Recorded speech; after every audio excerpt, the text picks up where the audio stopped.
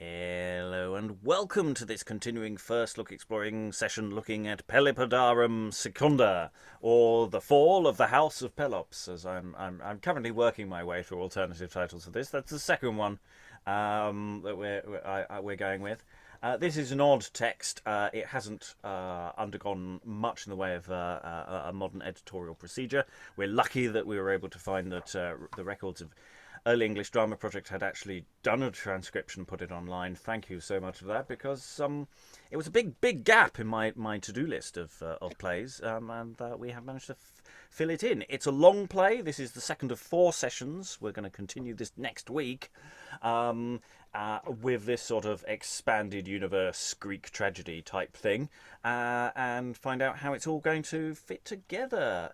It's been a cheerful story so far. Clytemnestra has been informed her husband is definitely coming home. There's lots of slaves and captured people from the fall of Troy, and Clytemnestra is not really sure precisely how she's going to proceed. What with the whole adultery and her husband murdering her daughter kind of thing. Really not sure which way she's going to jump yet. Or are we? Reading today, lots and lots of parts to be read today. Reading who we're only calling Philo for the moment, because I'm not quite sure who it is in the script. Cassandra, chorus number 1, and Leucothea is... Woe, woe, and thrice woe, it's Greg.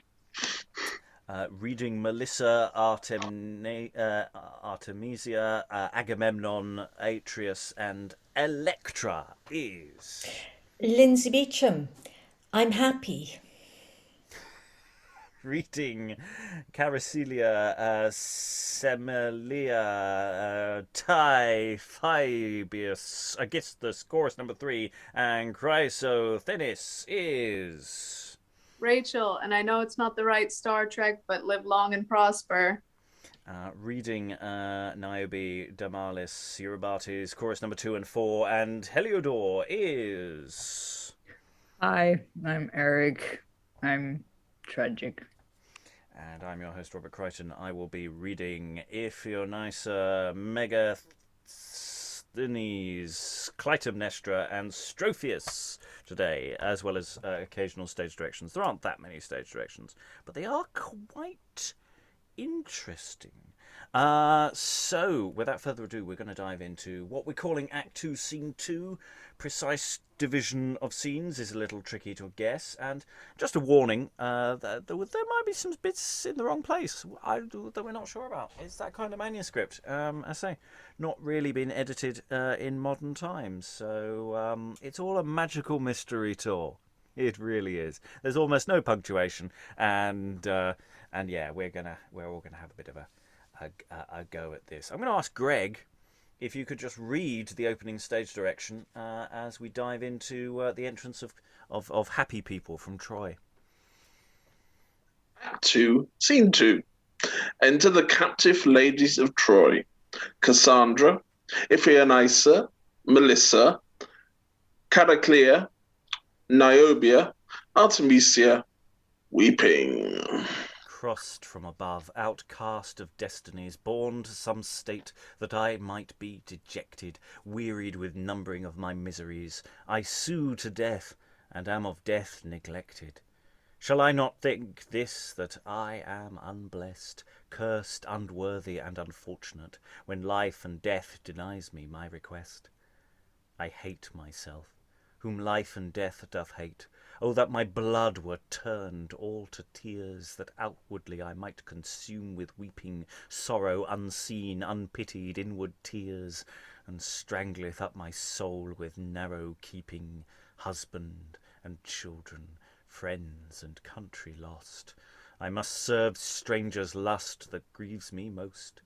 Yea, ladies, ye that sleep secure in joy, weep but to think that once there was a Troy. Good gods, how sweet a thing it is to live, and yet in life how many miseries, which better were't to die and end our pains. Death is the haven of our security, where from the storms of life we safely rest, and need not fear for fortune's cruel spite, nor cruel rage, nor victor's haughty pride. Happy, too happy, they that in Troy died. O foolish life that loves to be so long, to have more room and time to suffer wrong. Though seas and angry winds and storms are past, and clattering arms do make a dreadful sound, and dreadful fire doth burn the city walls, death only fears, death only is secure. Who then to die and end his wretched life desires with courage and security? He only lives like the immortal gods. O wretched he that knows not how to die. Conquest is ill, 'tis ill to be a thrall, or of to know how to die is worse than all.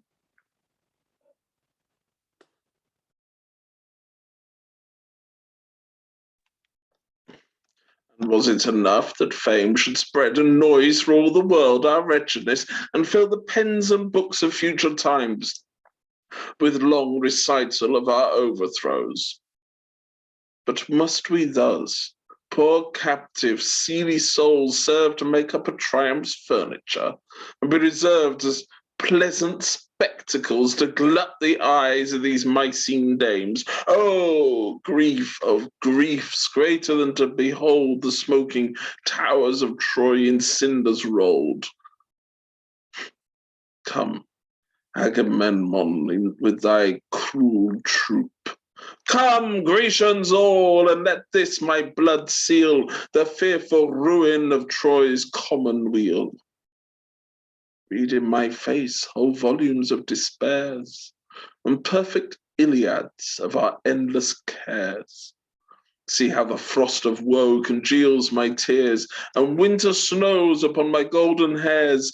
Come, see the picture which you yourselves have trimmed. It may be in my face your own is lying. Most wretched we and most unhappy troop who lived so long to these calamities, shall any time diminish these our woes, or shall we never thee, O Troy, forget?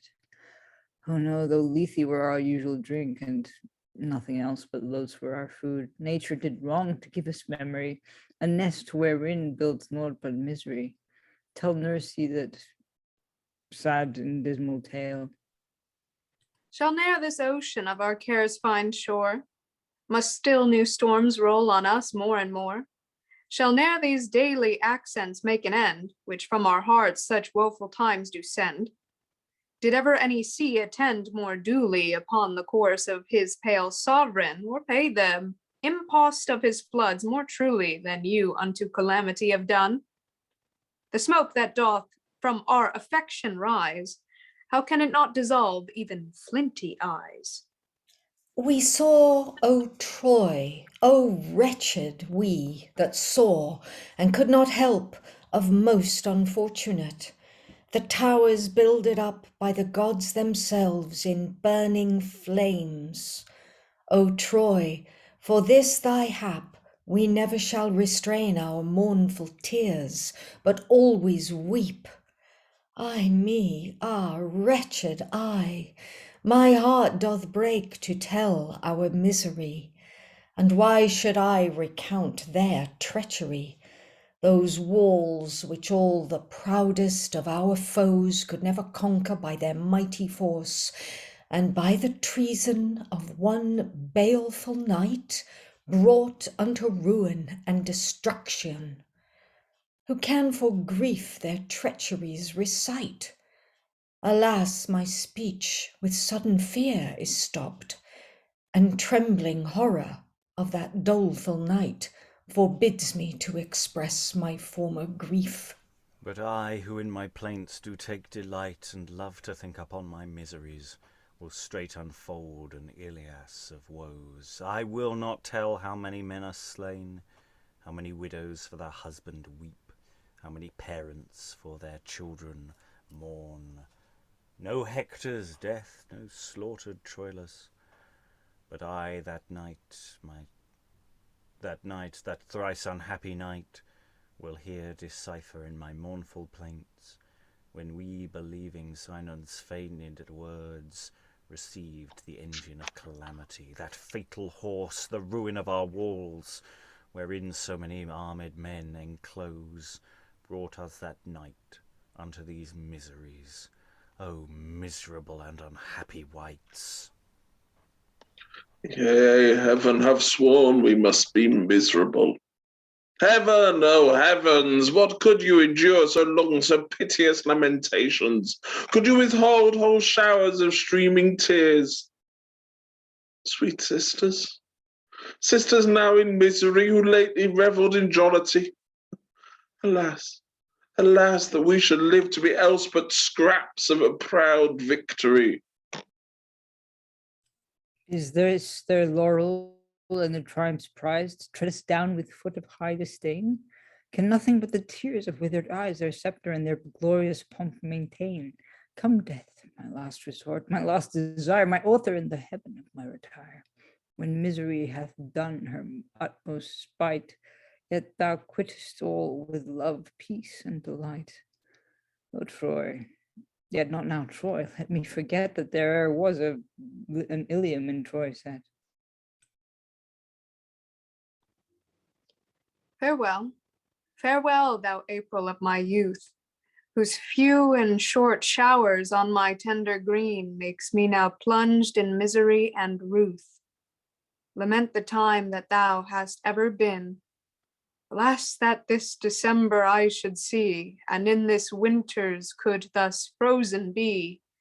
Time now for me surcharged with irksome years, to bend these wrinkles to my longest home and beg of death a passport for my fears, and never think of Troy or Trojans' doom, or that I might steal some way from my grief, and to mine own distress become a thief. Alas, for grief I faint to think of it, when spiteful fortune doth intend by treason to conquer us, she conquers first our reason. Oh, how Astyanax, with all his fears, about this horse did play as does the gnats about the brightness of a flaming torch. How did each age in each degree rejoice, yet, out alas, they were in midst of woes, O woes unseen and harms inevitable, but heaven had sworn we must be miserable. The matrons pay their vows unto the gods, and aged men unto the altars go, with sacrifice and what was never seen but then, since noble Hector's death. Old Hecuba did much thereat rejoice. All joyed or laughed, and all were blithe and jolly. Fortune looked on and laughed too at her folly. But why should we lament our country's loss by burning of her temples or her towns? A greater cause of lamentation bids us to weep and wail our miseries. We saw the aged Priam slain, who dyed the altars with his purple blood. O mourn, we Trojans, this calamity. Restrain from tears, you mournful dames of Troy, and if you mourn, mourn for your proper harms. 'Tis our delight to mourn with those that mourn, and greater will these sorrows seem to be, which we with secret mourning celebrate. Therefore we weep, and never make an end, because our sorrows are endurable. The heart the lesser part within us bears, when part breaks forth in word and part in tears. And though, good lady, you dissolve in tears, as Sione was once a fountain maid, yet could you not sufficiently bewail so great an heap of our calamities? Not Philomela with her mournful notes, when she the cruel death of Iphis tells, nor Progne when she tells her husband's lusts, and wails her helpless lot in marriage, may with their plaints sufficiently bewail the thrice unhappy Trojan's miseries.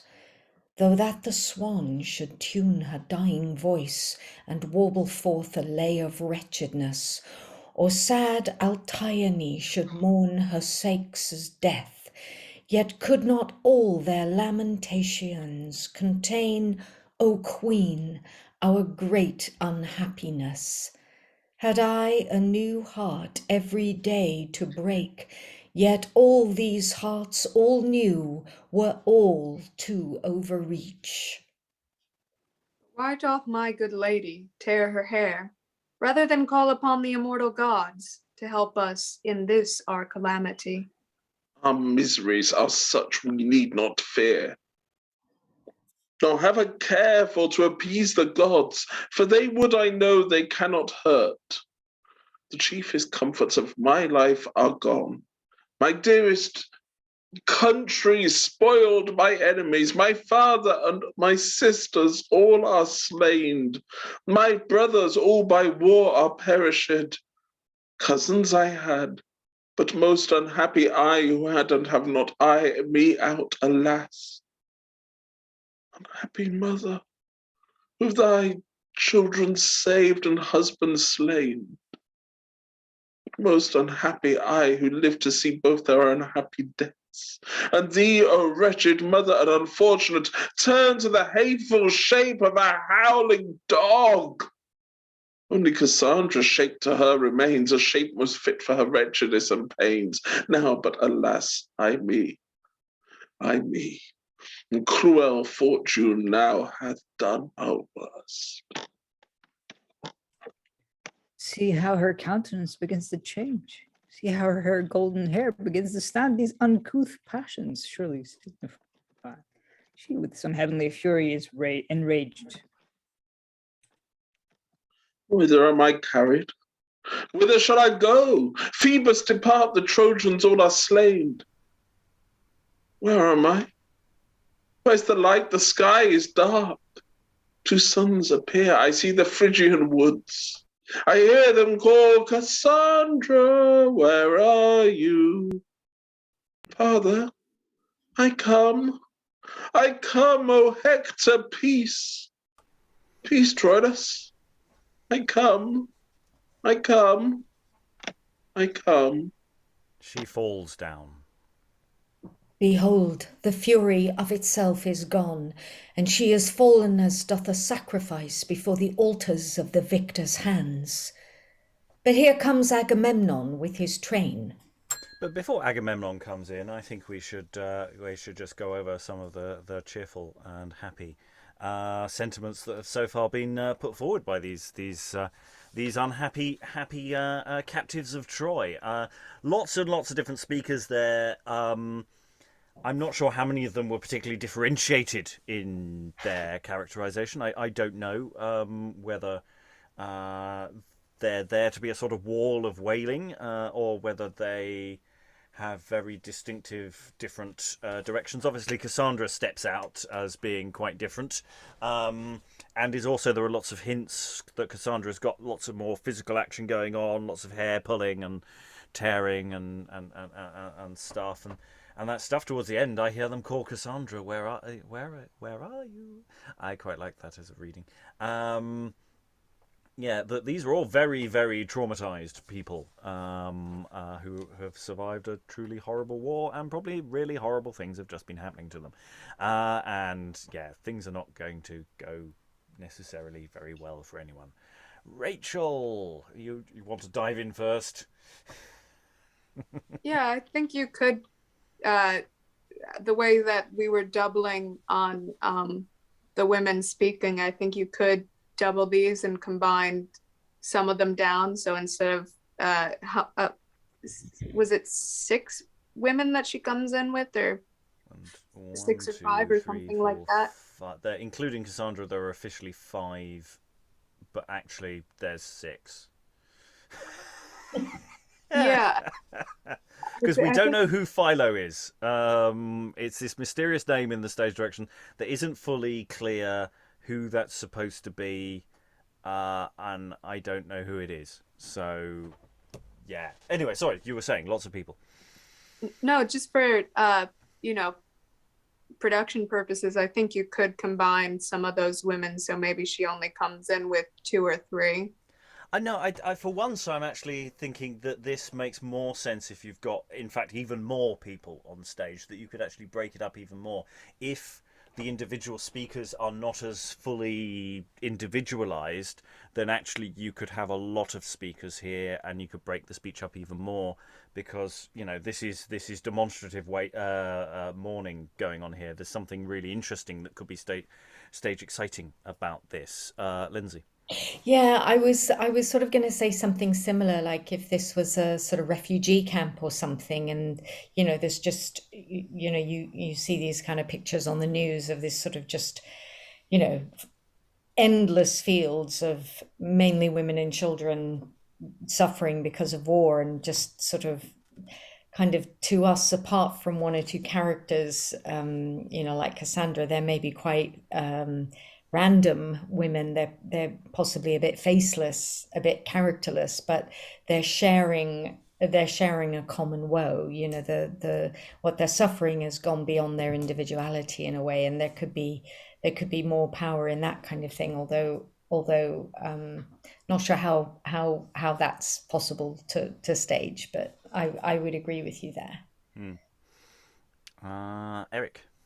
Well, yeah, you could stage it as well, basically as what Lynsey suggested, but instead of having individual faces, you just have masks, which is very popular in Greek tragedy, and also even nowadays some people use them for, I mean, not like medical masks, but even nowadays people use them for like effect when they want to sort of use a chorus of people rather than a sort of individual pain kind of thing. Yeah, and this is a play that is leading heavily into Greek tragedy for once in the early modern, and smooching together potentially different texts. I don't know how much it's borrowing directly, whether there are bits that's directly from Greek or Roman interpretations of these stories. I don't know how the textual transmission works. But it's leaning into that sort of stage aesthetic really quite strongly. It's reminding me of, in modern times, Tantalus or something like that, of something that is riffing off all this stuff and building something that's ridiculously long as well. I mean, it's not ridiculously long, but it's a long play, and there's a lot of text, and as a lot of it comes at you. Any additional thoughts at this stage? Because we have more action to come. Okay. Those voices, though still potentially on stage, pull back in terms of who's speaking now, as we have the entrance of Agamemnon, Euribates, and Megasthines. Talthybius, apparently. I don't know what that means, or who that's supposed to be. And the rest of his train in triumphant solemnity, the trumpets sounding, the drum and flute and the pieces discharged. Bang, bang, rattle, crash.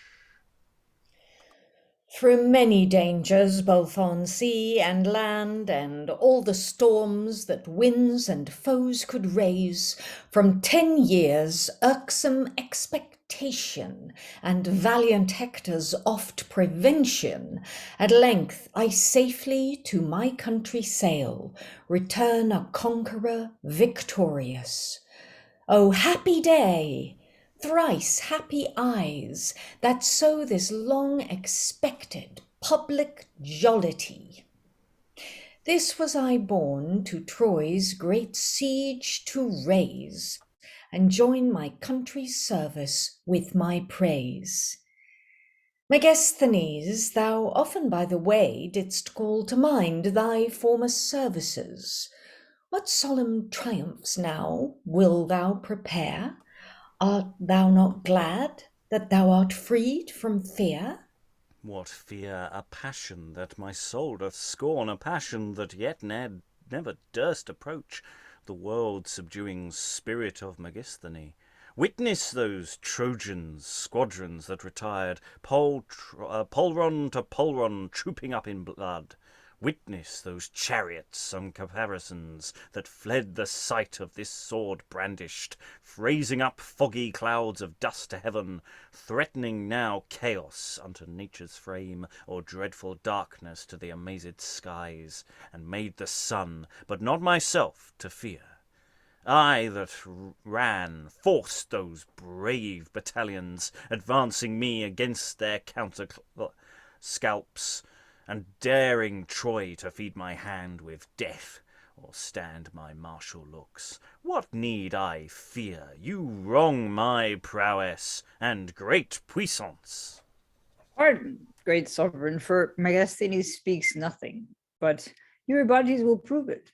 I saw him having Troilus in chase, whom then by chance great Hector seconded, pierced 30 armors with his lance at once, and on that lance hanged 30 carcasses.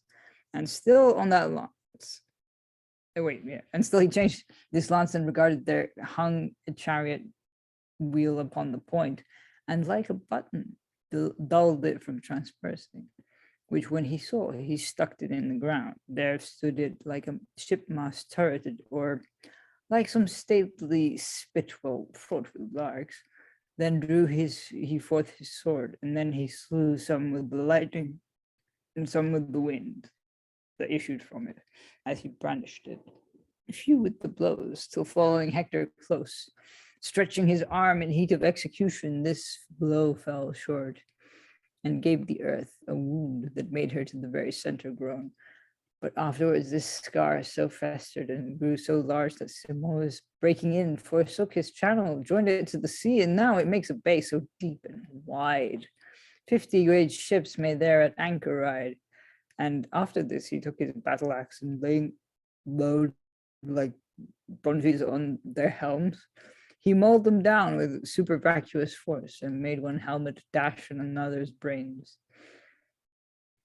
All places are where once Megasthenes stood, nothing but bogs of brains and seas of blood. Your Majesty remembers what was said. You wrong him much to say he was afraid.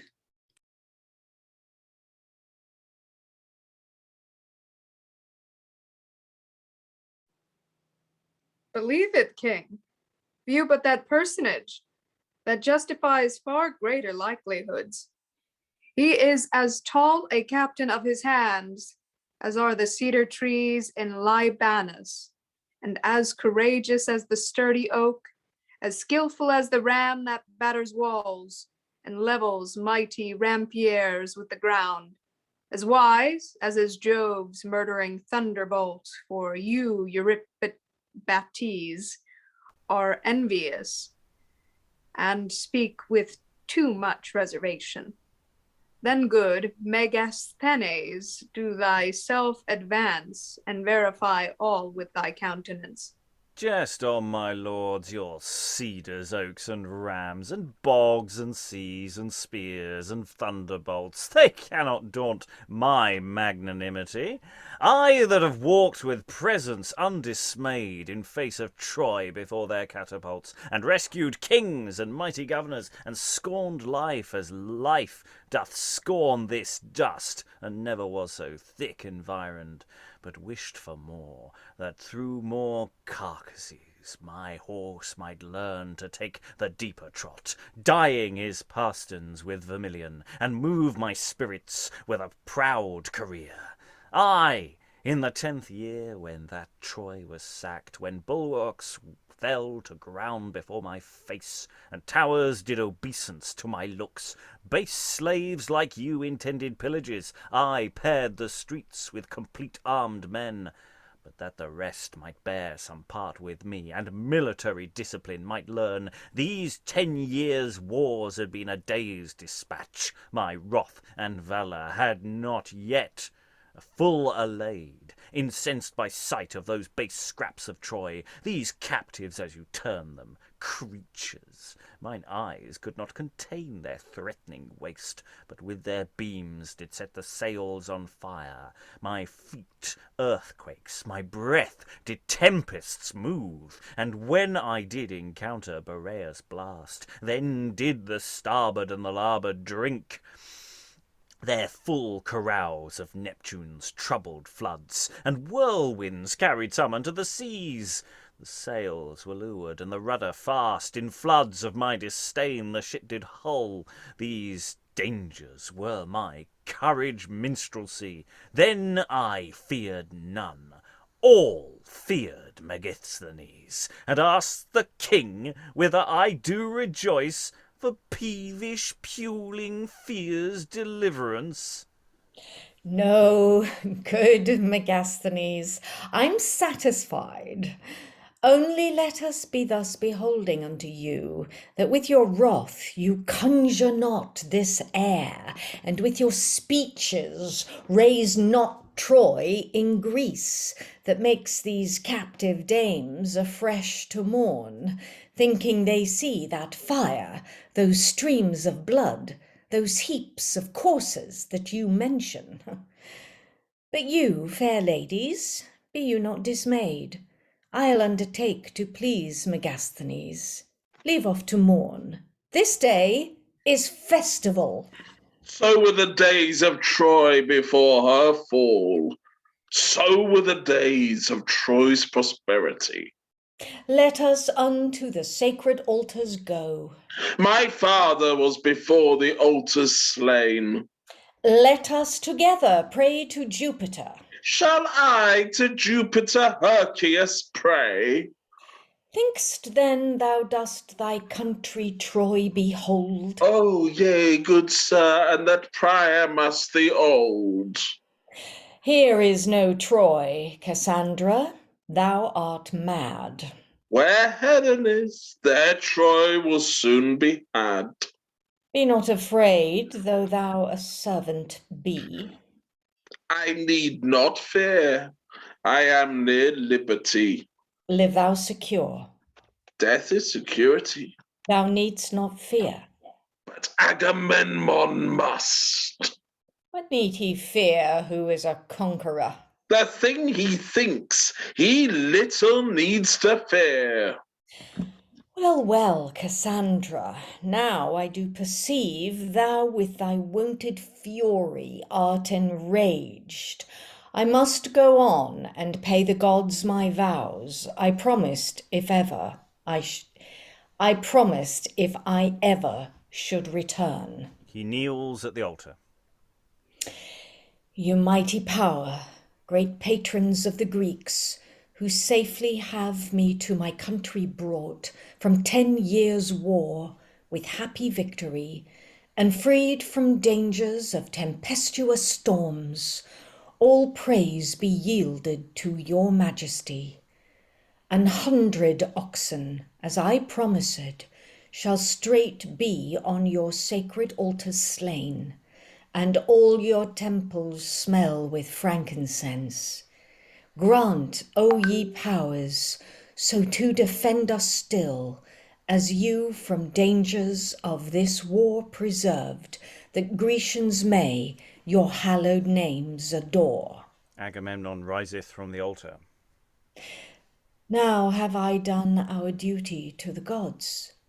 What doth Megasthenes of our triumph think? For I refer me much to your advice. Then let the king triumphing march before, mounted on shoulders of the captive men, 4 ranks of them, built like pyramids. Each pyramid must thus of men be reared, 4 at the foot and 2 upon their neck, and 1 upon the shoulders of those 2. I'm sorry, I'm going to read those 3 lines again. Each pyramids of men must thus be reared, 4 at the foot and 2 upon the neck, and 1 upon the shoulders of these 2. Then let those 4 that be uppermost in every rank their shoulders join together, and on those 4 men's necks his grace shall ride. I'll follow after in a coach most rich. These Trojan genets, they shall draw my coach. Such ladies will make coachmares for the turn. Blush not, sweet beauties, I shall honour you. To join in triumph with Megasthenes, then marching forward with most royal port, Though through Chrysothemis and the marketplace, the sides of houses being beaten down, that all Mycenae's dames may see our pomp, and cry with sweet confused voices, Brave Agamemnon! Brave Megasthines!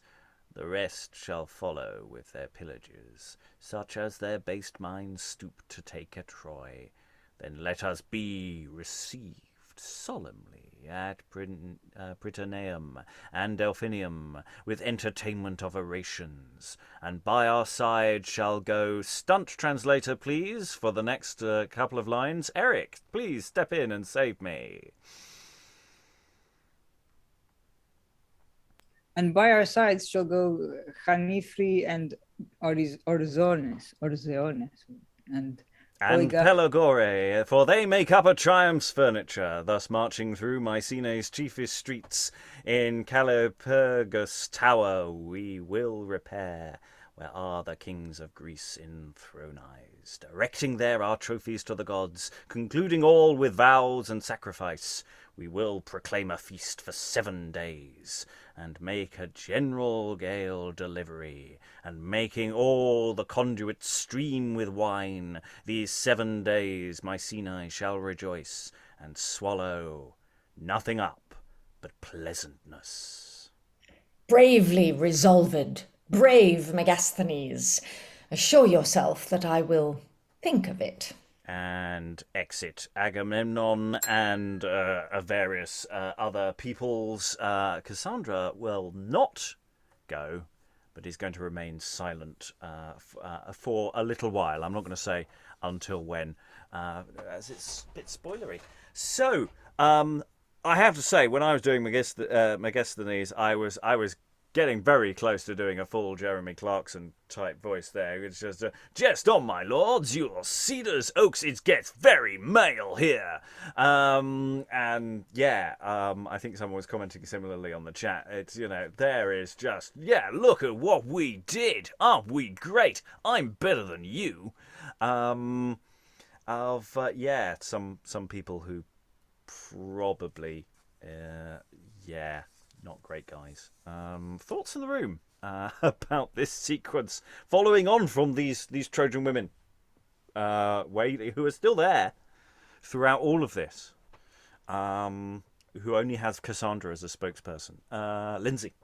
Yes, I mean it's very clear this is the sort of archetypal feminine mourning, grieving, wailing, etc.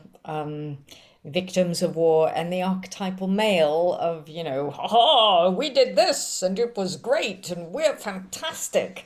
It's just very interesting how Agamemnon comes on and talks about jollity and everything's so happy.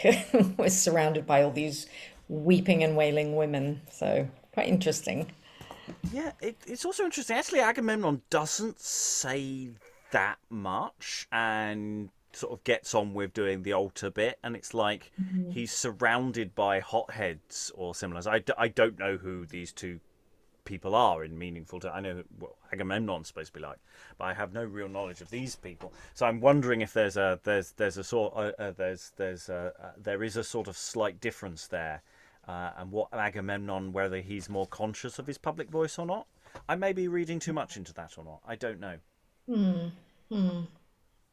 I'm not saying he's nicer or anything. I'm just saying, is there a bit of the difference of what they're doing there?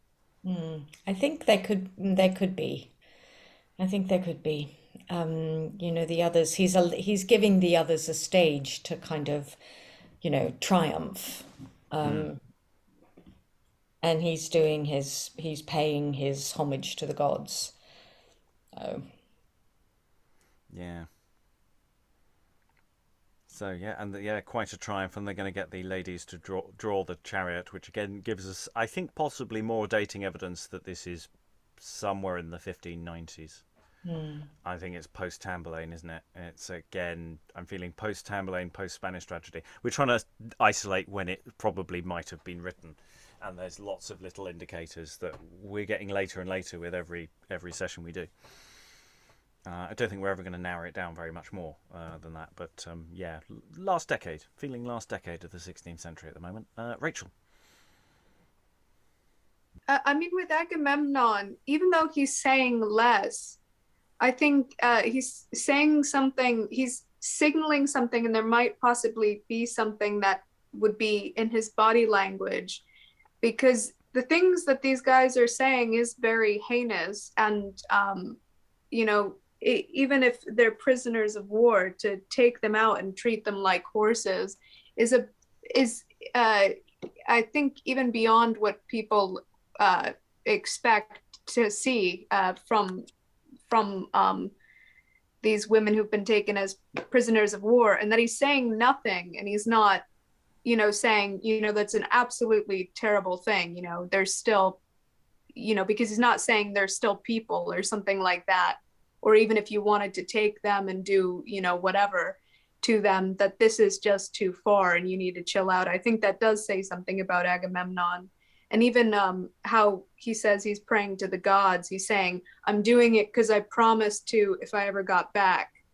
And, that it's a sort of a deal that he sees it as, maybe, instead of just a genuine, let me pray to the gods and thanks for coming home. Yeah, Agamemnon is definitely empowering people to be acting in this way, even if he's trying perhaps a slightly different tack. He's definitely not saying always stop that at all. In fact, assure yourself that I will think of it. He's going, yes, that's good job. Not my style, but maybe that's sort of fine. Eric. Yeah, but also by this point, he's killed his daughter in hope of win, in order to get to Troy. So I'm guessing he already knows the consequences of pissing off the gods. Yeah, and that's an interesting thing about this sort of the morals of why people are doing things, in terms of public morals, but also what do you do in regards to the gods' opinion? Because the gods' opinion matters in this universe. Maybe once you've killed your sacrificed your daughter on an altar, maybe there's just no going back for a character.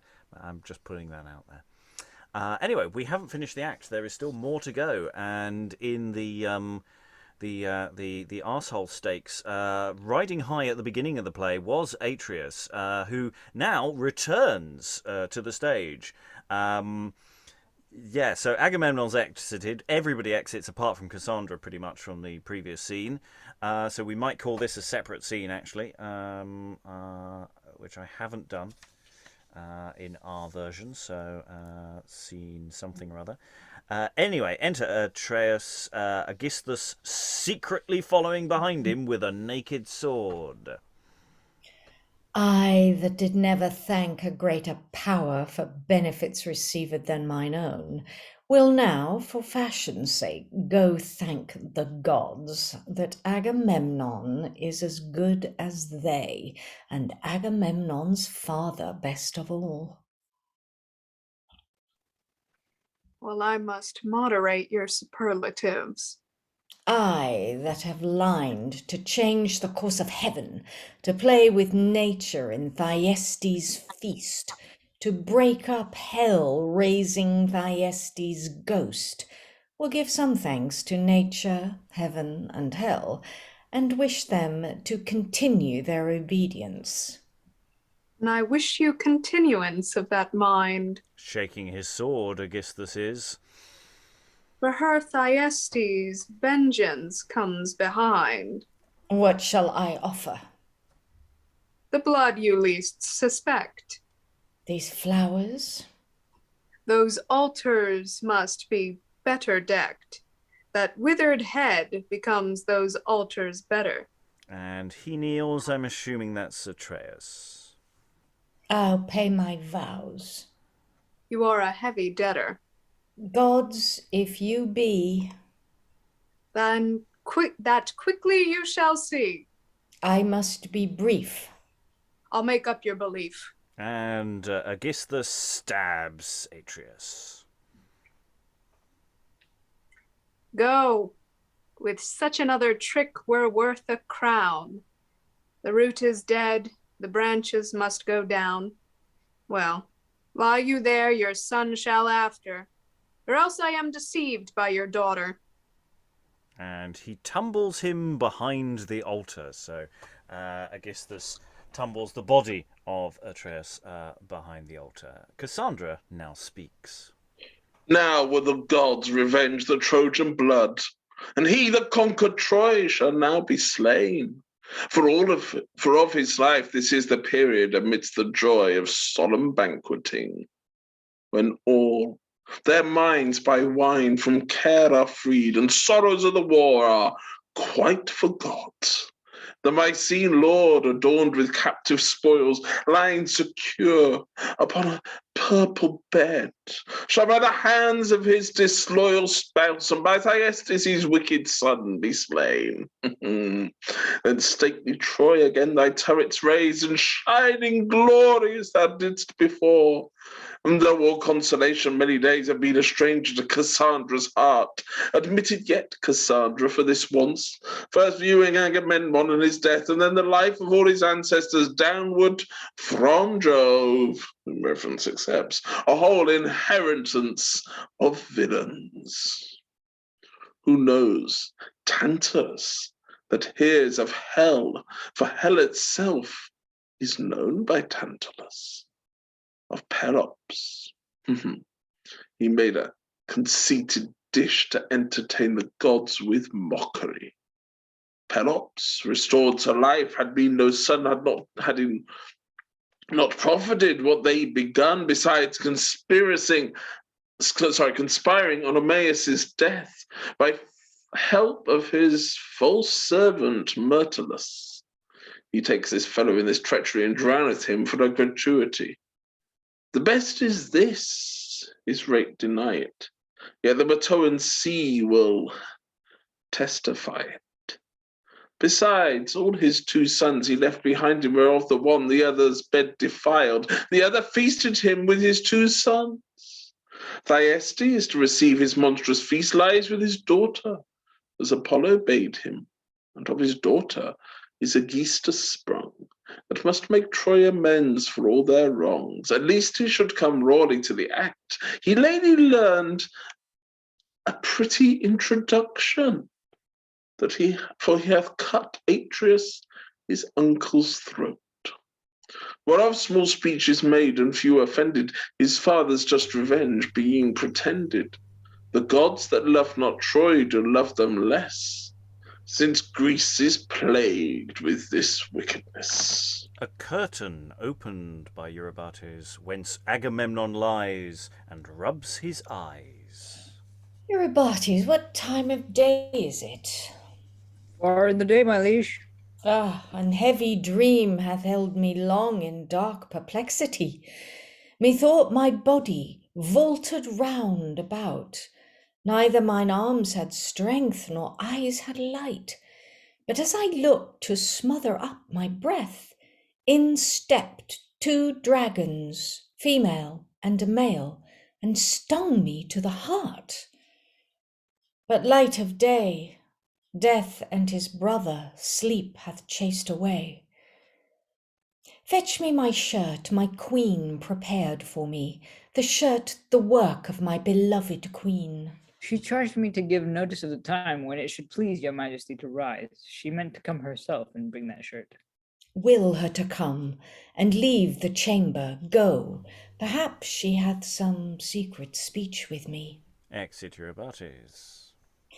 She fancies some of those fair captive ladies, and means to have them to attend on her. And enter Clytemnestra and Aegisthus.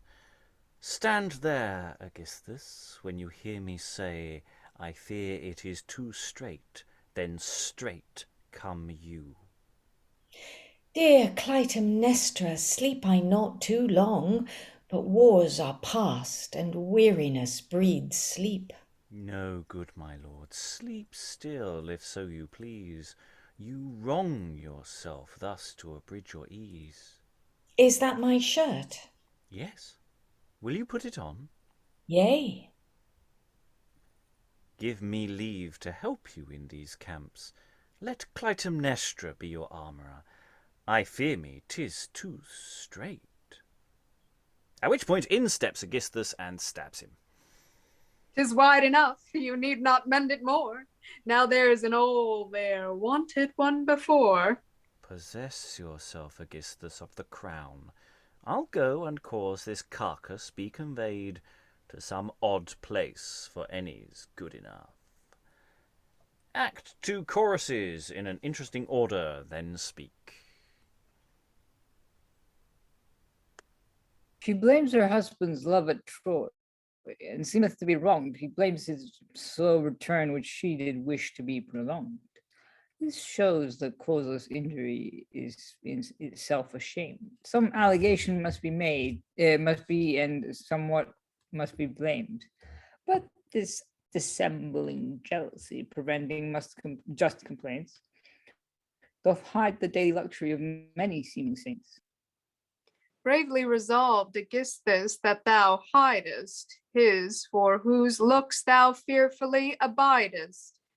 Least if those stately eyes had thee espied, thou which didst come to kill him might have died. Butcherly coward that durst not behold him, but first within thy shirt thou must enfold him, and scarce to touch him could thy hand endure, but that thy fearful heart bade it work sure. Mercy is found in me of resolution. Cowards are bloody in an execution. Think you the queen the less of ships lamented that was so discontented understanding of Agamemnon's landing that prevented her meetings and her love's most free commanding? No love regards her own best contention. A lover is unto himself a nation. Alas, the end hath too well disclosed how then she was disposed through constraining a show of grief.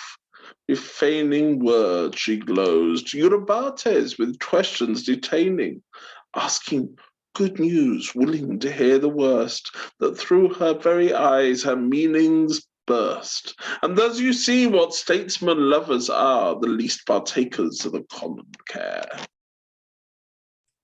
Megasthines had much triumphs to be prepared.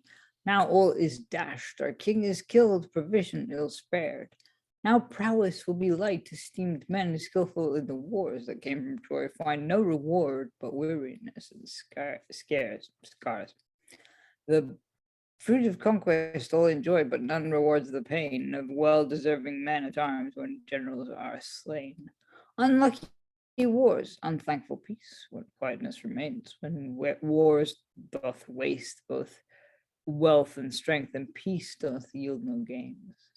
Aegisthus stopped the blasphemies of Atreus flouting at the skies, as in the round lists men delight to look on savage beasts that fight, and that which first is torn asunder is but a beast, and none doth wonder to see a cruel death inflicted on beasts the cruelly addicted. So none doth pity Atreus' end, or this Aegisthus deed commend. These actions are no miracles, both men and beasts are spectacles, both sport and this is all the odds of beasts unto men and men to the gods. But as among those beasts are stronger, lives but some few moments longer, outsteps an armored champion. If in the mean space looked on, he triumphs to kill the killer. So death, the destiny's fulfiller, beholder of man's wickedness, whilst one the other doth oppress, takes aim upon the longest strive, and makes him but a short survivor. Aegisthus, if this be thy lot, 'tis heaven's sport, mislike it not. And thus we run out of chorus. None of that chorus is particularly regular. It's doing all sorts of different things. The choruses are numbered in an odd way. There are some questions to be had about that particular section. But yeah, we have a series of murders. Aegisthus gets really stabby in this sequence. He finally takes out Atreus, he's had it coming since the first act, when he organized the murder of his wife by proxy. having raised, or possibly raised the ghost. Yeah, he had it coming. It's weird it happens now, but it's also quite good it happens now, because we have a sort of double murder thing going on here that I quite like. So I find that really interesting. And then Agamemnon's moment, the whole thing, Clytemnestra. Well, I've been making this shirt for you. It's been lovely. We had that established last time. And we've got the murder cue is I fear me, 'tis too straight. I didn't probably say it with the correct emphasis, which was, I fear me, 'tis too straight. For make sure Aegisthus turns up and does the stabbiness. But yeah, and Agamemnon, it's weirdly contracted, having had so many long speeches and long bits. The actual murder stuff happens really quickly. There's very little in the way of dialogue. It's all very, very efficient. Thoughts in the room? Lynsey. Yeah, it sort of goes very domestic in that tiny bit, doesn't it? Reminding me of an unmentionable play where people have dreams and then are stabbed by other people. Sorry. To be fair, that's probably quite a lot of plays, actually. There are quite a lot of plays. And similarly with Atreus's death, if that's how you say it. I'm torn. I'm deeply torn between Atreus or Atreus. Atreus, yeah, me too. It's very interesting. I mean, it looks as if Atreus is going to say his final prayers before dying, but Aegisthus doesn't even let him get anything out. He's just like, bam, you're dead. So it's kind of, sort of interesting little bit. Feels kind of different from the previous bit, and the bit that comes after, this sort of unintentional comedy, tumbling dead body behind the altar sort of thing, before Cassandra begins to speak again. So quite interesting stuff, I think. Yeah, as with all of this, I'm feeling that there's a great deal of good material here. It's just passing it and trying to figure out what to do with it is that because Cassandra, of course, gets to make great prediction time, because that's what Cassandra does. But Cassandra's making a prediction and stuff. Nobody's there to say, I don't believe you. Therefore, what is the point of a Cassandra? Surely that's the raison d'etre. Somebody's got to be about.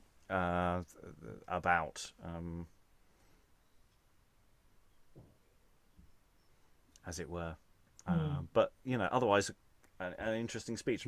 I'm never sure what to do with choruses. But these choruses, on the whole, have been better, because they have been more summy-uppy than some choruses we've had, rather than just judgy. I think there's a difference between being judgy and being summy-uppy. And summy-uppy is sometimes useful.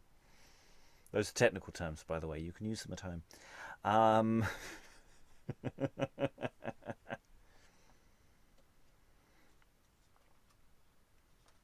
Any more for any more? No. Okay, let's dive into Act 3 then, as we dip down a generation. So Act 3, Scene 1. Enter Electra, Leucothea, and Heliodor. So all sorts of people enter. Me yet a little to express my grief. Now out, alas, me, O wretched fate. Cease thy tears and leave thy bootless plaints. Those tears, those plaints cannot recall again thy father, once being past the Stygian lake. Now without ceasing thou consumest thyself with daily weeping and unfruitful tears. Why dost thou thus desire so hard a thing, which by thy tears thou never canst obtain? The dead are not helped by the living's pain. He is foolish which forgets his parents' death, when they by treachery are slaughtered. The swallow doth accompany my grief, and to my plaints doth tune a doleful note, while she laments her tender Itys' death. O Niobe, thought, great afflictions oppressed the mind by sudden funerals, yet will I always count thou fortunate, which still bewailst thy children's destinies, when nothing else our sorrows can release. 'Tis happiness to weep and never cease.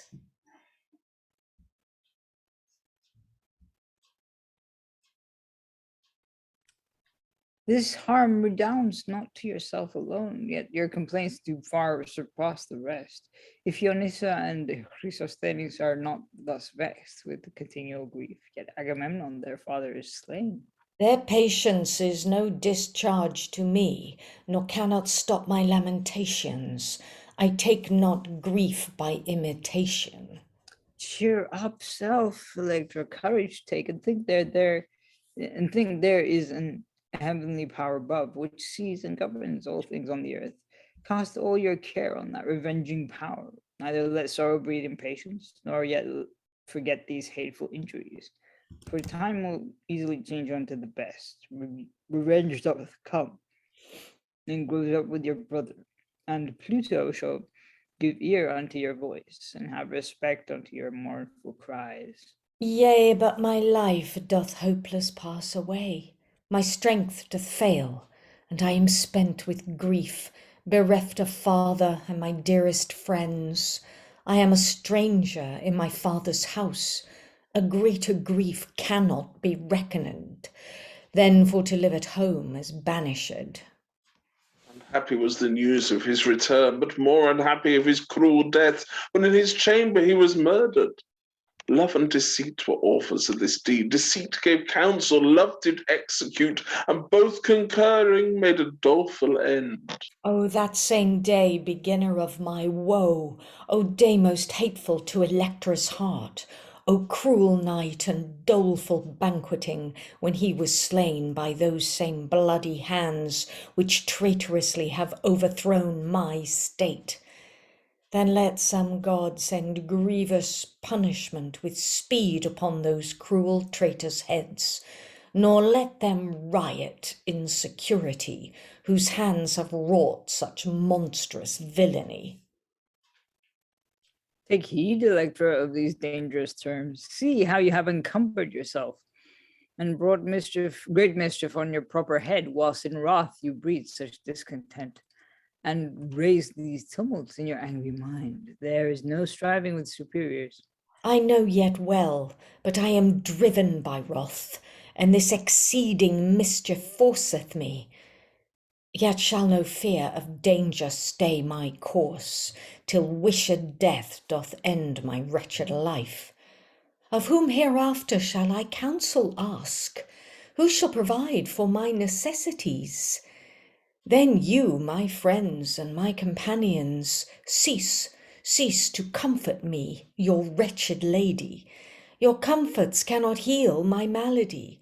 I cannot cease to shed these dreary tears. Now I will leave to comfort your distress, and counsel you for love enforceth me, not to add grief to grief and woe to woe. Can there be any mean in these complaints? Is any heart so hard as adamant, which can have no respect unto the dead? Let such men keep their honour for themselves. I care not for their commendation, nor will I leave to wail my father's death, though I might thereby gain a world of joy. For if his body be consumed to dust, and naught remain of that most royal prince, if that this death be unrevenged on them whose blood should pay just vengeance for his death, who will not say that piety is lost and shame is banished quite out of the earth? I came, O lady, hither for your sake. As love and duty bind my affections, but if my words do seem unjust to you, pardon, dear lady, I'll obey your will. I am ashamed, you lovely dames of Greece, to see myself so far oppressed with grief, as in your judgment seemeth too much. Yet pardon me who am constrained to mourn. For what honest maiden, careful of her name, would not lament to see her father slain? Which grief I see increaseth day by day. For first, my mother is mine enemy. Then, in that house where I should bear the sway, I see the traitors ruling at their will, and I myself am subject to their will.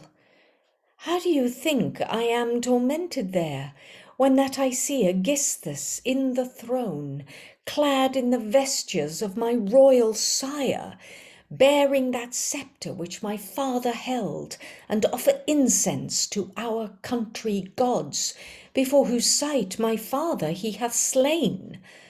And when he doth defile my father's bed with her, whom I can scarce my mother call, for she is joined with him in marriage, whose hands are guilty of my father's blood, and feareth not the Furies' angry threats, but, as triumphing in her wickedness, riots that day wherein he perished with joy and mirth, and offering sacrifice. Then to my secret chamber I make haste, where spent with grief and almost drowned with tears, I all alone, forsaken of the rest, much like the turtle which hath lost her mate, bewail that feast wherein my father died.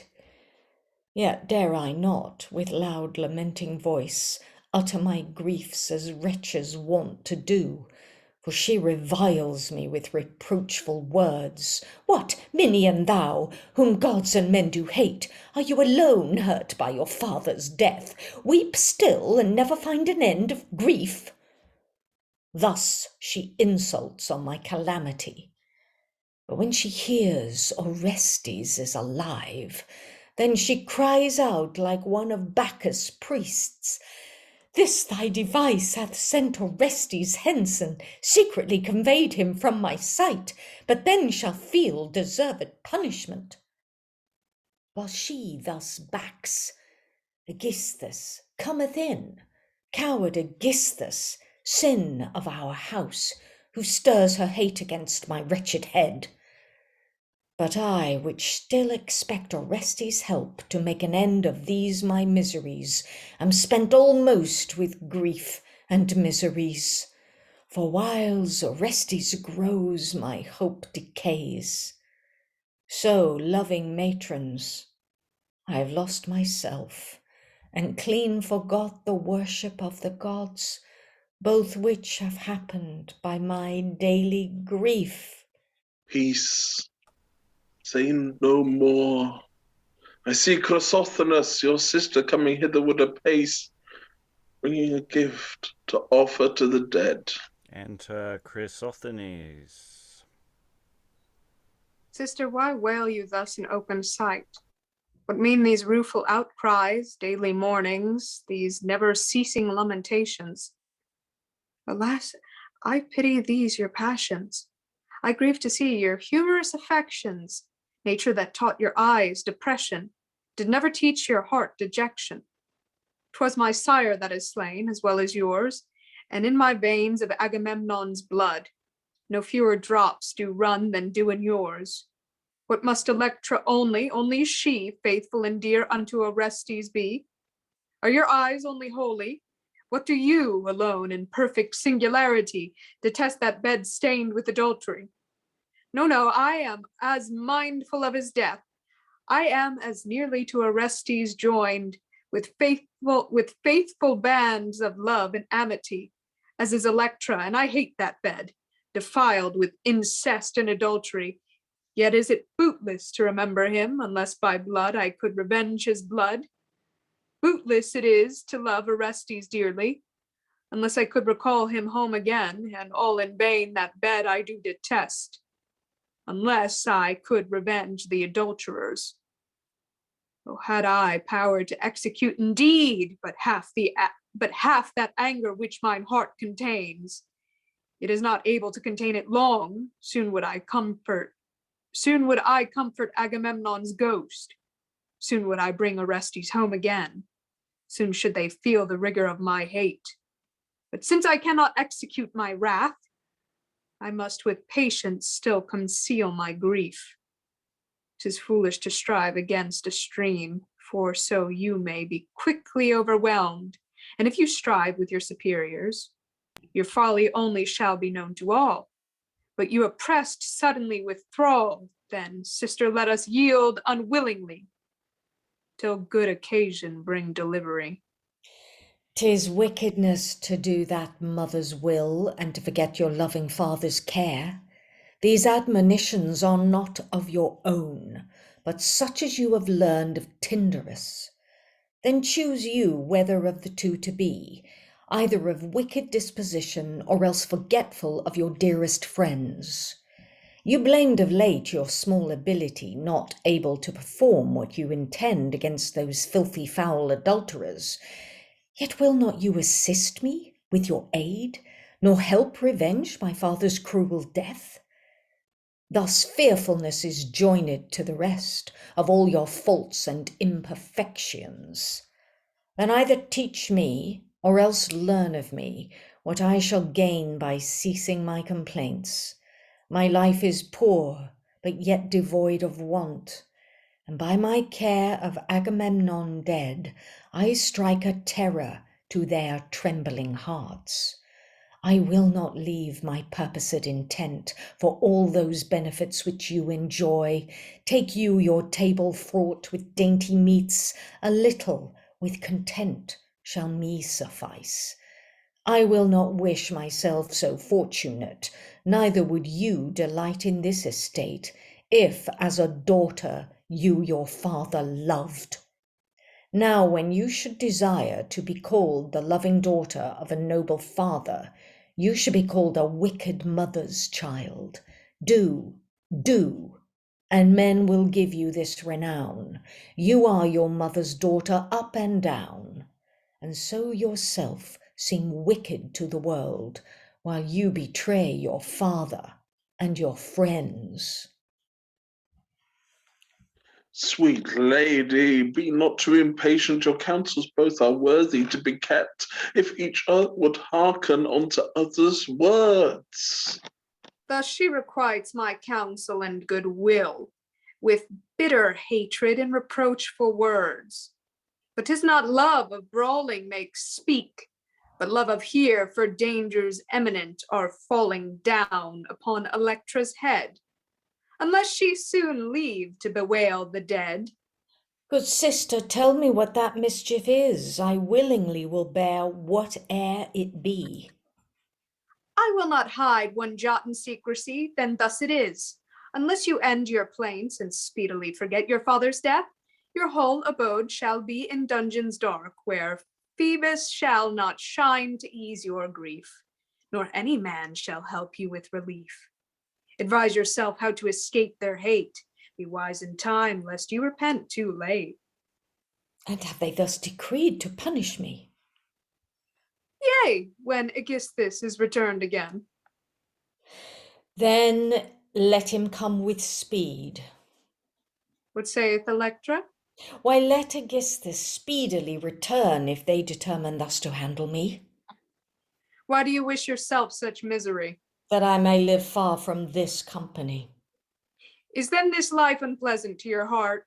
An happy life, no doubt, which here I lead. It might be happy if you would be wise. Move me not farther to disloyalty. Nay, I would move you to obedience. Do you obey? My mind is otherwise. Yet fall not headlong through foolishness. If need I must, I willingly will fall, so that my father be revenged withal. I know my father will this sin forgive. Yea, so say they that care not how they live. You will not then consent herein with me. No, verily, it were scarce honesty. Then leaving you, I'll do my business. But whether go, whether bear you this? My mother sendeth me away in haste to offer this to Agamemnon's ghost. What that? Doth she send incense to his tomb, whom she did hate above all mortal wights? I know your meaning, whom she murdered. Who hath persuaded her to do this thing? I think she saw some dreadful vision. Oh, yea, the gods of Agamemnon's stock, hear, hear, and help us, and succeed our hope. What is the hope you ground upon her fear? First tell me what her dream and vision was, and after I will you what I hope. I know not well, but something I did hear. Tell me that something, for is often seen few words have hurt and helped many men. So when by sleep she would her cares expel, great Agamemnon came to her by night, as when from Troy he erst returned to Greece, who took that scepter which he once possessed, but now Aegisthus the usurper holds, which when he fixed in the fertile earth, it budded forth as trees in summertime, from whence a ship sprung forth so large and wide, that all Mycenae with his bows were hide, and Argos overshadowed with his leaves. When she waked from her troubled sleep, she told her dream unto the morning sun, which being heard by one her waiting maids, she did acquaint with me with this secrecy. Now Clytemnestra, stricken with this fear, sends me to offer at my father's tomb. Then, good Chrysothenis, be ruled by me. Offer not these things at my father's tomb. So shall you clean yourself of wickedness, for 'tis not meet that she that hated him should offer incense to his sacred ghost. But either let the wind disperse these gifts, or hide them in the bowels of the earth, that none come near our father's sepulchre. For were she not blinded with wickedness, she would not offer such an offering to him whom she before had murdered. A handsome gift, a very goodly wife, this gift no doubt will countervail his life. Think you he will be pacified with this, or she made guiltless of her treachery? No, no, she cannot. Then let these things pass, and take these hairs, these misordered hairs, and this my girdle not embroidered with gold and set with pearl as erst it was, poor gifts indeed, but such as I can give, joining to these some of your golden tresses, go offer these at Agamemnon's tomb, then falling flat pray to his sacred ghost to help revenge our cruel enemies, that young Orestes may with greater force beat down his foes than in more ample sort. We'll do him honour as beseemeth us, and truth, if my mind deceive me not, 'twas for our sake that he appeared thus. But howsoever, do as I require, even for his sake that loved us tenderly, who now remaineth in the Elysian fields.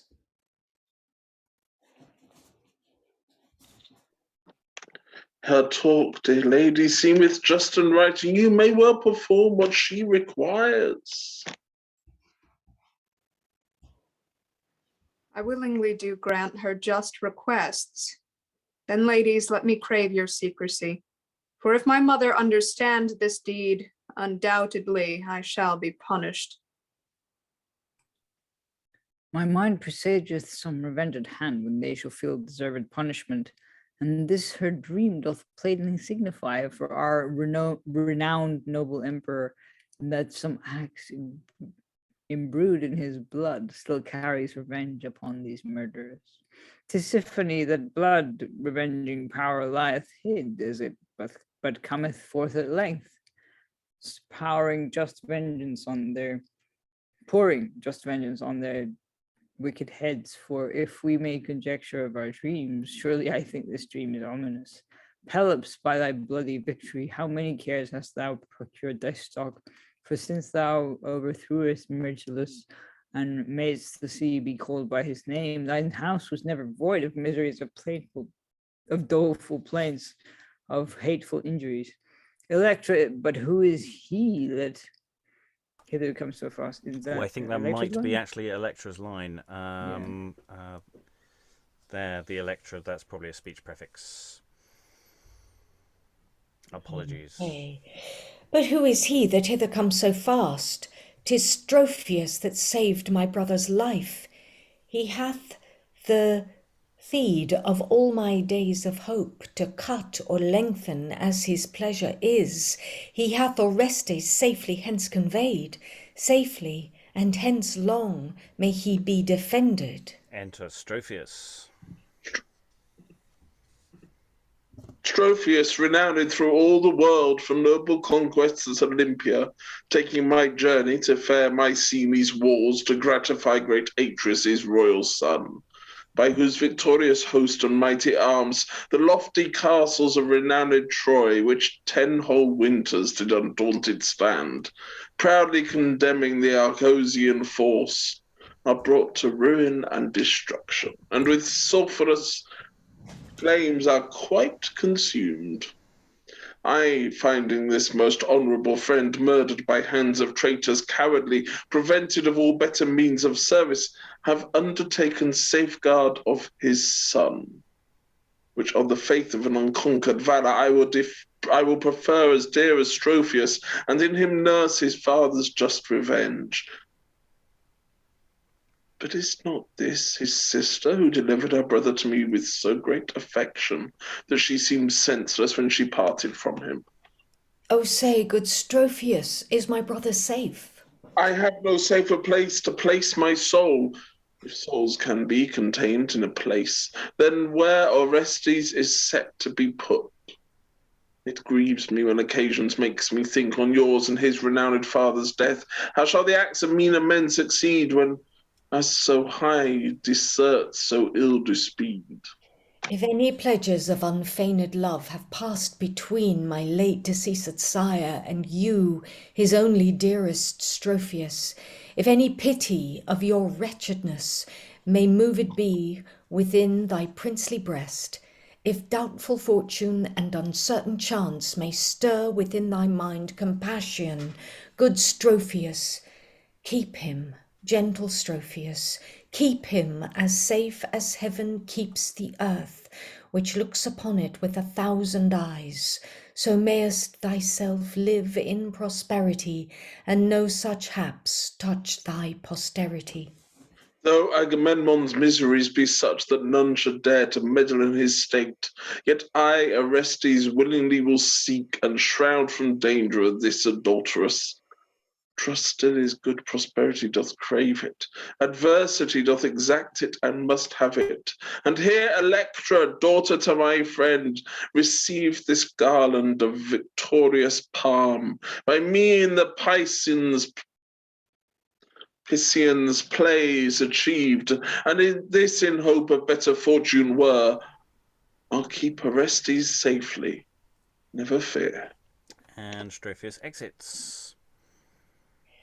Having procured my brother's safety thus, and Stropheus departed out of my sight, secure I rest of that my foes can dare. Now he is safe, I care not how I fare.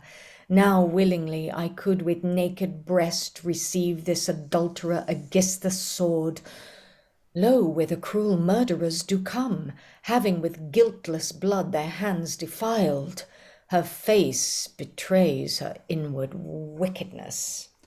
And there we're going to stop before indeed the murdery people come on stage. Stropheus is an odd chap.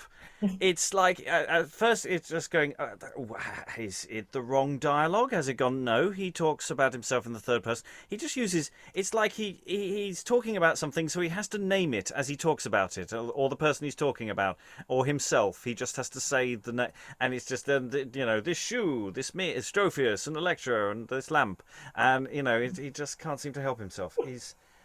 He's an odd addition for what has so far been Sophocles' Electra.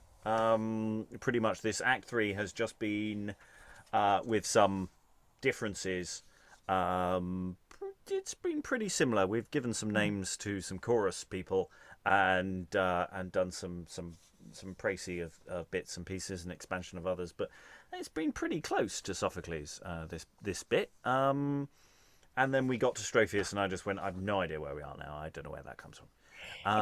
So it's a real interesting mixed bag of different stuff going into this, and I'm really interested in the way it's expanding and doing things. Lynsey, you were going to say something, I think. I was only going to say, did I kind of listen right to this, that he hands her a palm frond? Did I? Or is it palm of his hand? Received this No, it seems to be a garland garland. It does seem to be he's going of to. victorious palm. As the Greeks would have given, that was one of the prizes at plague festivals. So I would say palm. Okay. Some token. And plays is plays as opposed to like a euphemism for war or something like that. That's how I read it. I could work out who the Placians were, or the Piscians, or whatever they were damn well called.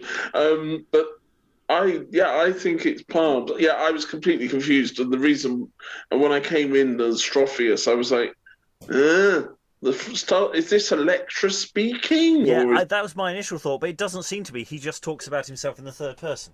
One of the most confusing speeches I've ever read. Stropheus is going to walk over here. Stropheus is sad. Stropheus would like a cup of tea. Rachael. Stropheus has a palm which he's going to hand to Electra. Here you go. Take this prop. And now what do you do with it for the rest of the play? Yeah, so when he says, "Yet I, Orestes," I suddenly went, "Oh no, hang on, what?" It's the way he talked. I just suddenly got terrified, confused. It was very strange. Sorry, Rachael. I was gonna say, I mean, Stropheus. This is like the first scene he's come up in, so maybe this is, even if it's not in the most delicate way, maybe the playwright is trying to establish for the audience that this is indeed Stropheus. He is Stropheus. I know you haven't heard about him before, but it's Stropheus. And he's definitely looking after Orestes, who is not dead. Yeah. It's weird because I don't know if we ever see him again. I could be wrong at this point. But you know, Orestes has friends who assist him in things, who turn up later on. So I don't know how important this guy is. It almost feels like a part you've handed to someone. You know, here's a couple of speeches, mate. Talk about yourself in the third person. You're good at that. Because you know, if we are going with the student drama element here, that it's a university play or something similar, then that fits rather well. But yeah.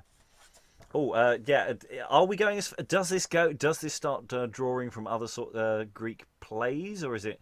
Well, Eric's saying it might be there might be some Aeschylus in there. I felt there might have been some Aeschylus earlier as well, but I don't know. I don't know. I'll go to Rachael then, Eric. I mean, because yesterday and today there's so many similarities that this has to other plays, not just of the period. There's like a thing like, I don't know, maybe other people in the room have done it, you know, where you look at a poem that you like, or you look at something that you like, and it's not like you're plagiarizing the words from it, even though there's a whole scene from Electra, from another like play by Sophocles in here that you guys have seen. But you know, for example, like what do you call it, that Edgar Allan, that the Raven by Edgar Allan Poe, where if you you look at the meter of it, and then you keep the meter and you copy the meter to write your own poetry and your own story in. And it feels like there's certain scenes of this, like, because there's the taking from the imagery, that this is somebody who's using that to learn from, because this is one of their first pieces of like some length, because this is so long. I mean, we're only like halfway through it.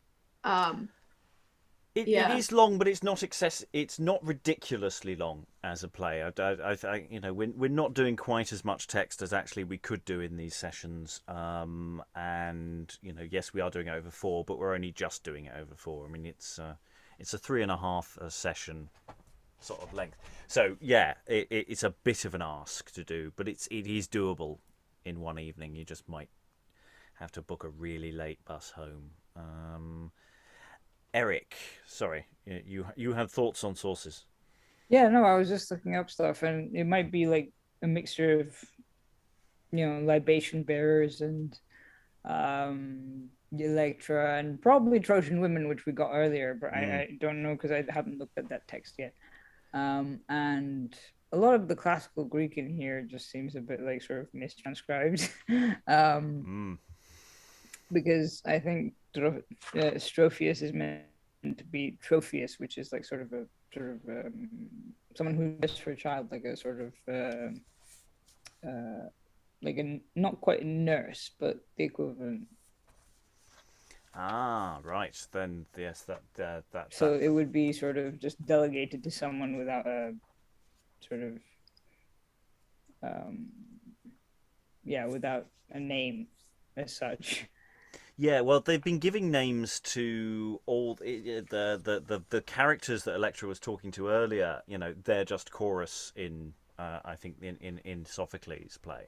So it does look like the author is deliberately giving names to figures who didn't necessarily have names in the original. So they seem to be trying to do that job. Yeah. Other thoughts about the play overall? We'll go into final thoughts about doing things with this. At the moment, I'm still feeling this would make a very interesting sort of long form episodic audio drama at the moment. I think also with a lot of editorial decisions, you could do either a cut down version of this, or for that matter, go long and do a epic John Barton-esque thing and embrace intervals and eating breaks. Because it's interesting. I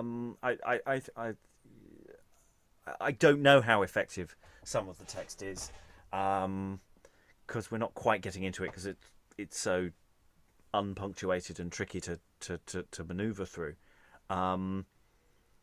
But especially anything that is broadly speaking on the Greek original, then we've got that to hang our hat on as well. If there is a close parallel, if we've basically got Electra, maybe we could reconstruct an early modern Electra out of it, rather than worry too much about other things. Other editions are available. Lynsey, you were waving earlier. I was only going to say I spent a little bit of time before the session trying to sort of punctuate the bits that I knew I would be reading, and I think it made it much easier for me to do that. So I'm not sure when the next session on this one's going to be, but I would recommend it. Would recommend that if people have the time to go through their bits and just kind of punctuate it a bit and look at where there's a little bit of shared lines, not huge amounts of that, but there are some shared lines, and to just look at that to help with the sense, I think. So final thoughts around the room. I just thought I'll just briefly go through round. Greg, anything to add? You've been here for both sessions so far. And very much hoping I will be able to be for the next. I found it really interesting. I don't know if it was me or that for a play written of this period, I actually felt that the women were almost believably women, which I don't always get in these plays. But because actually maybe that was simply because the men came on, the testosterone was so palpable in that scene that it was painful. It was oddly almost comic, wasn't it? It was the grotesque what was going on there. I didn't find there was so many of those great speeches or sets of dialogue like there was last night. I mean, Lynsey to go on about last night, but the Atreus stroke what's his name? Thyestes. The other one. Thyestes. Thyestes stroke the one who described the ships. But some really lovely scenes, and actually Cassandra was a really interesting character to play. I mean, she is anyway in any version, but there was something really. It was genuinely quite chillingly written for Cassandra. I thought that dum dum dum backwards and forwards with Agamemnon was probably one of the most interesting sections of the whole thing. I'm liking it. I'm dying. I know. Dying to see what happens isn't quite the right phrase, but I'm dying to see how it treats what happens in the rest of the story. Eric, any final thoughts? Yeah, it's interesting. It feels like, I mean, because we've been talking about some parts being upside down and like back to front and whatever. It just seems like if with a little work, it could become a working text, like a really, really good working text, or maybe even a good translation of these plays, or like a good collation of them, like these, the classical Greek tragedies. But I think there's a lot of issues with it because of the transcription. Like some of the names have been transcribed into the text when they're actually just probably prefixes, not like I don't know. It's hard to tell. We'd have to hunt down all the relevant source materials and stuff. But I mean, yeah, it's not impossible. And it's interesting how well it flows, actually. And Rachael, any final thoughts? Yeah, I agree with a lot of what people have said. I really like the women in this. There's, I think, not just great speeches for women, but great scenes between women in this part. And then I really like the shared lines in this one, the dialogue thing that breaks down between Electra and her sister. That one, I don't know, there was something about the style of it and whatever they were doing with it or experimenting with it that's slightly different than the ones we visit in other plays. I'm looking forward to coming back to this next week. Lynsey, any final thoughts? I am enjoying it. I think it's very interesting, and I think it's quite nice to work with a text that is this, as it were, unformed or unedited. It's quite interesting, I think. I don't know. I did do some Sophocles and Euripides way back in drama school, but I don't remember much from the experience. But I do have the sense that sort of the Greek plays should be done more often in whatever form we can do them. So I'm very interested in this. Okay. Well, we are about halfway through.